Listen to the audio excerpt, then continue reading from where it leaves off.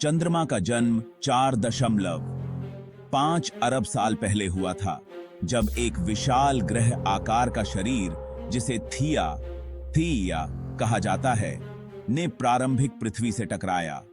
इस संकटकारी टकराव के परिणाम स्वरूप चंद्रमा का निर्माण हुआ। यह थ्योरी गायंट इंपैक्ट हाइपोथेसिस के नाम से जानी जाती है और इसे चंद्रमा के निर्माण की सबसे प्रमुख व्याख्या माना जाता है। क्या आप जानते हैं कि चंद्रमा की फेज यानी अवस्थाएं केवल एक दृश्य भ्रम है? चंद्रमा की विभिन्न अवस्थाएं जैसे नई चंद्रमा, पूर्ण चंद्रमा और ग्रहण केवल सूरज की रोशनी और पृथ्वी से चंद्रमा की स्थिति के कारण होती हैं। नया चंद्रमा तब होता है जब चंद्रमा पृथ्वी और सूर्य के बीच आता है, और पूर्ण चंद्रमा तब होता है जब चंद्रमा पृथ्वी के दूसरी तरफ सूर्य के सामने होता है। चंद्रमा की सतह पृथ्वी की सतह से बहुत अलग है। चंद्रमा की सतह पर क्रेटर और मारिया चंद्रसागर सबसे प्रमुख विशेषताएं हैं। मारिया चंद्रमा की अंधेरी क्षेत्र हैं जो लावा से भर गई थीं और यह नियमित रूप से देखी जाती हैं।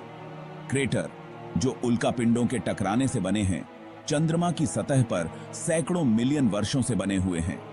इसके अलावा चंद्रमा की सतह पर मून डस्ट डेगबोबुही थी रेगोलिथ भी है, जो गौरवपूर्ण धूल और पत्थरों का मिश्रण है।